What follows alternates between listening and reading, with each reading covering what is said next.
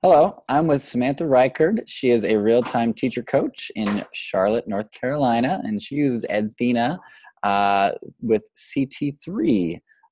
Samantha, would you like to introduce yourself? Yes, thank you. My name is Samantha Reichard.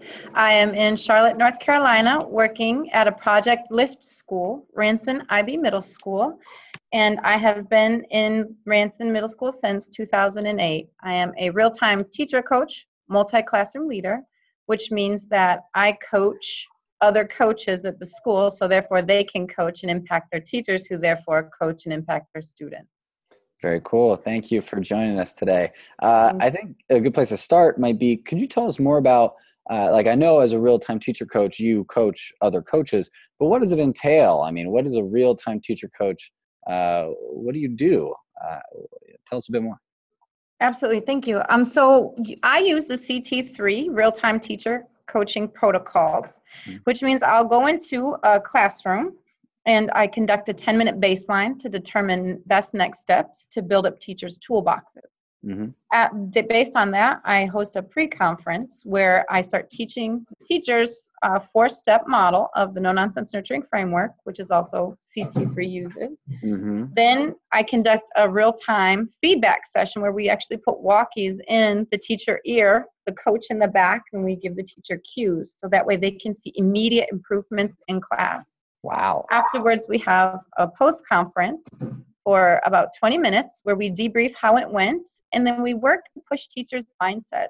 And what I mean by mindsets is sometimes we have biases or different beliefs about our students or what they can learn or how they can learn or even where the bar is of our expectations.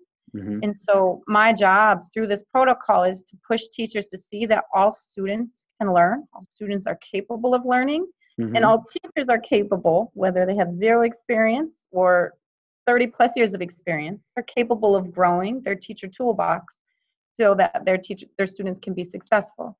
So I'm currently in the business of coaching coaches at my school to do this. So you're helping the real-time teacher coaches do this work you just described. Yes, they're multi-classroom leaders of contents. So we'll have a language arts, math. We call them multi-classroom leaders, or MCLs. So there's 3 math, 3 language arts, and a science, and 1 per grade level because we're a 6 through 8 school. And so I'm training them on how they can coach their teachers. Gotcha. Awesome. So how do you incorporate video into your work? So we do video, first off, videoing everything that we do, but particularly my training made me the coach that I am based on using Edthena. When I was trained with CT3, because I do not work through CT3, but the way I was trained through them was we used Edthena. I would videotape my pre-conference, my coaching session with the walkie in class, and my post-conference and upload it in Edthena. I am honestly going to tell you that it completely changed my belief in the power of coaching a teacher using the video tool.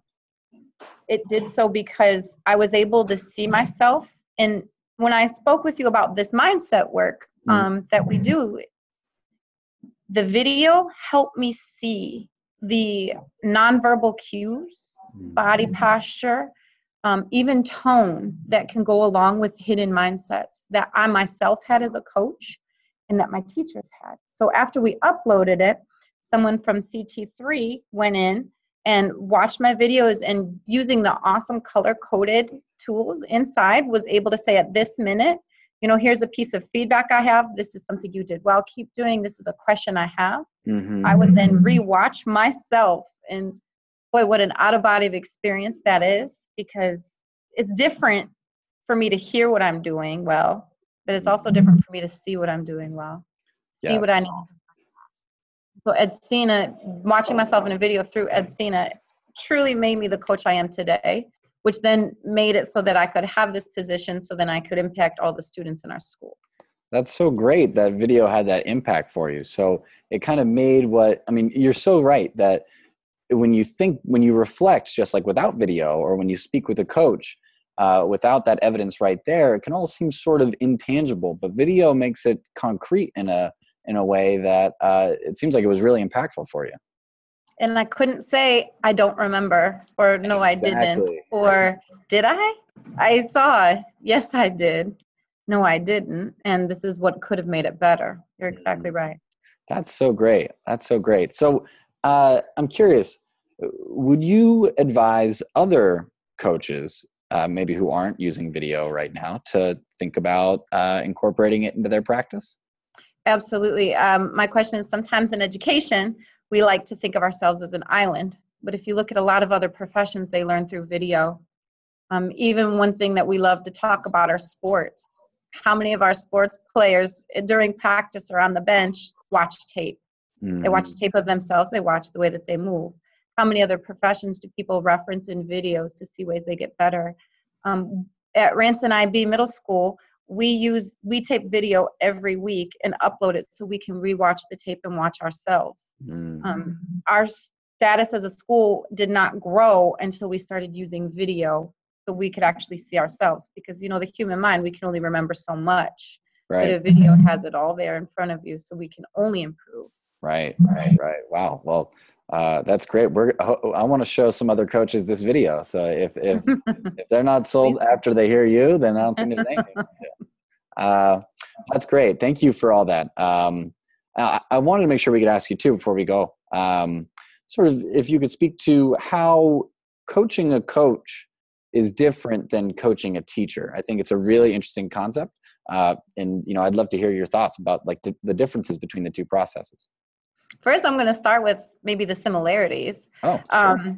Yeah, sometimes you might think that when you're coaching someone that can be perceived as farther up, that you're going to have to come in with a different toolbox to use, because these people have got their positions because they've earned it. But really, a similarity is people are people. So when I turned to coaching coaches, I kept that front of mind as, it's just like when I was a teacher in my classroom. Right. You think of them still as students. And so the coaches that I'm coaching, it has been different because I have to look at how they can impact 3 individuals. So then each individual can impact 30 plus students per block. So 90 kids a day per teacher. So when I'm coaching with them, the protocols and the best moves, it is teaching them how to uncover the mindset that a teacher may have on the level of achievement they expect students to have. Versus when I coach the teacher, I would push them on their mindset, but also do more problem solvings and logistics around classroom setups or content knowledge. So interesting. My position enables me to purely focus all of my energy on coaching. Right. And that it sounds like it has a real impact in a way that it kind of multiplies. Like, a coach will work with the teacher, and then you're right, she affects her students and so on. It's really powerful work that you're doing, Samantha. I appreciate it. Thank you. Okay. So I think that's about all that I have for you here. Do you have anything else you'd like to share about your work as a real-time teacher coach, or about CT3, and all the wonderful tools they help you with, or about Edthena? Yes. Also, first, I'd like to start and say, I work in a Project L.I.F.T school. And one of the cornerstones of Project L.I.F t school is we have to do things in an innovative and different way to get our achievement gains. And because of their investment in doing what is best for kids, they went and we, contracted CT3, who then came in our school and brought in Edthena. So really, if you're afraid of doing something different and being innovative, the only thing that can happen is the same thing that's been happening. I have been working at Ranson IB Middle School before this came in, and I have noticed fundamental shifts in the way that we are seeing our scholars and believing in our scholars because we are using these new strategies, protocols, and videos. I have been where it's been before, it looks like it's good learning. Students look like they're learning, so, we'll just move on to the next teacher. Right. But this has allowed us to actually focus in on every single student. So are they all participating? Are they all raising their hand? Are they all involved and invested? No matter what the classroom looks like, if it looks like it's learning, we're actually able to, because of the innovation, dive in to see, is every student actually learning? Right. So, this has been a great work, and this is why I continue to do it. Well, you are doing great work, Samantha, and we appreciate it so much. And you're making a real difference, and we're so glad that our tools are able to be helpful in that. That's it. That's all that I had today. Thank you so much for the You're time. welcome. Uh, Thank you. yeah, we really appreciate it, Samantha. Thank you. No, thank you.